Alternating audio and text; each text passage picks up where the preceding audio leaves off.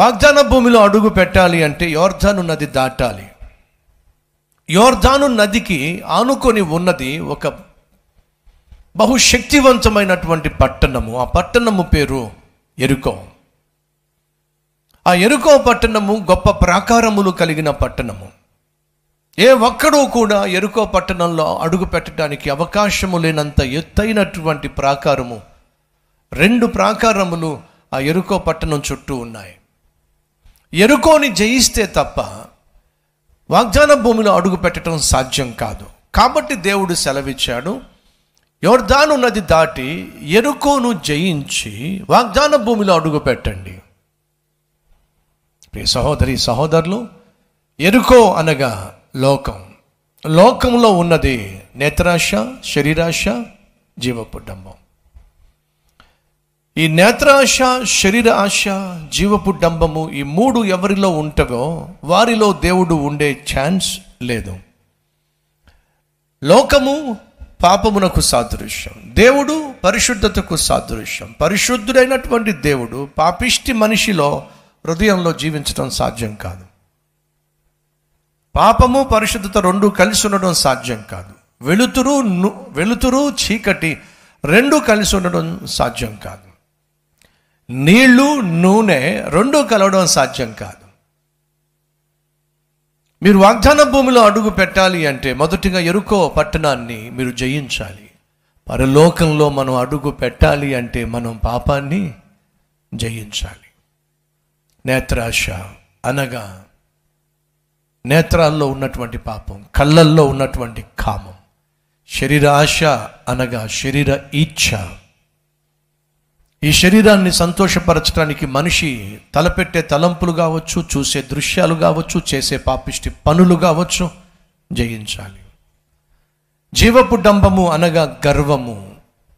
నీ గురించి నువ్వు చాలా ఎక్కువగా ఊహించుకుంటూ ఉంటావు, తలస్తూ ఉంటావు, నువ్వేదో పైనుంచి ఊడిపడినట్టుగా మాట్లాడుతూ ఉంటావు.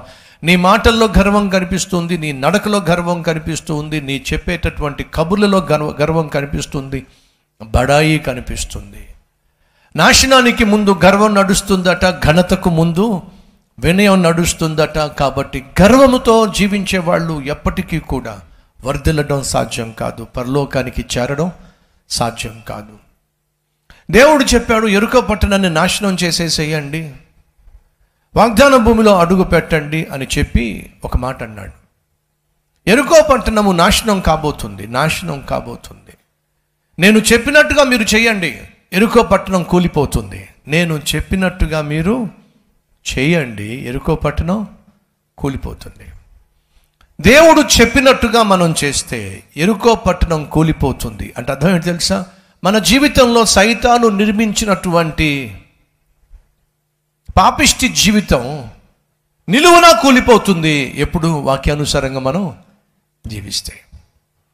ఈరోజు మనలో అనేక మంది జీవితాల్లో సైతాను గూడు కట్టుకొని నివసిస్తున్నాడు. వాక్యం వింటున్న సహోదరి సహోదరుడా, నీ జీవితంలో సైతాను స్థావరము వేసుకొని సింహాసనం కట్టుకొని నీలో నివసిస్తున్నాడు. కాబట్టి వాడు చెప్పినట్టుగా నువ్వు చేస్తున్నావు. వాడు నీలో ఉన్నాడు గనుక, నీలో స్థిర నివాసం చేస్తున్నాడు గనుక, వాడు నిన్ను నడిపిస్తున్నాడు గనుక, వాడు కూర్చోమంటే నువ్వు కూర్చుంటున్నావు, వాడు తాగమంటే నువ్వు తాగుతున్నావు, వాడు తిరగమంటే నువ్వు తిరుగుతున్నావు, తిట్టమంటే తిడుతున్నావు, తన్నమంటే తంతున్నావు. ఇది నీ తంతు. ఎందుకో తెలుసా? సైతాను నీలో స్థిర నివాసం చేస్తున్నాడు. ఎవరిలో సైతాను ఉంటాడో వారిలో దేవుడు ఉండడు. ఎవరిలో దేవుడు ఉంటాడో వారిలో సాతాను ఉండడు. ఈరోజు నా ప్రశ్న, నువ్వు ఆత్మానుసారంగా జీవిస్తున్నట్లయితే నువ్వు పరలోకానికి వెళ్తున్న వ్యక్తివి. నువ్వు శరీరానుసారంగా జీవిస్తున్నటువంటి వ్యక్తి అయినట్లయితే నరకపు పొలిమేరలో తిరుగుతున్న వ్యక్తివి. నా మాట నీకు అర్థమైందా? నువ్వు సైతాను చెప్పినట్టుగా నువ్వు చేస్తున్నట్లయితే నువ్వు నరకపు పొలిమేరల్లో తిరుగుతున్నావు. దేవుడు చెప్పినట్టుగా నువ్వు చేస్తున్నట్లయితే పరలోకపు దారిలో నువ్వు ప్రయాణం చేస్తున్నావు.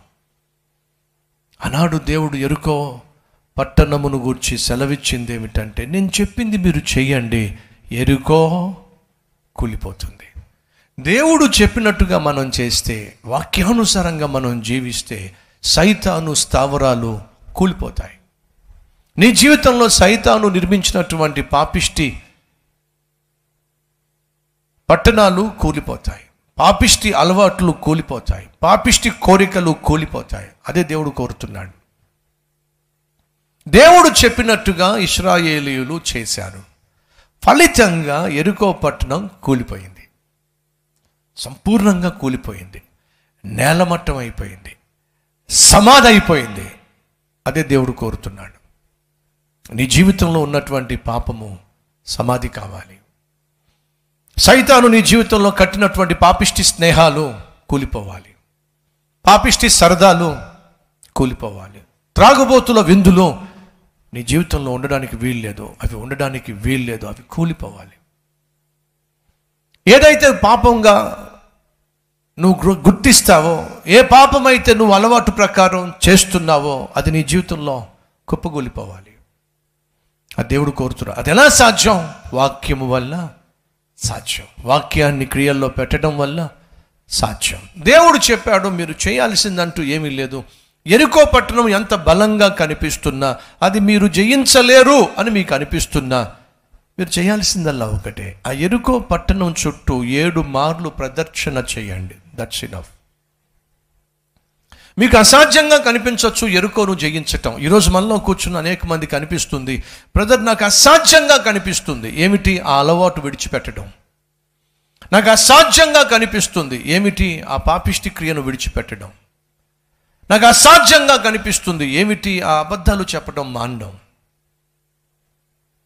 నా నోరును కుదురుగా పెట్టుకోవడం, నా కళ్ళను కుదురుగా పెట్టుకోవడం, నా తలంపులను కుదురుగా పెట్టుకోవడం, నా కోరికలను అదుపులో పెట్టుకోవడం నాకు అసాధ్యంగా కనిపిస్తుంది. ఎస్, ఆ రోజు ఇశ్రాయేలీయులకు అసాధ్యంగా కనిపించింది యెరికో పట్టణాన్ని కూల్చివేయటం.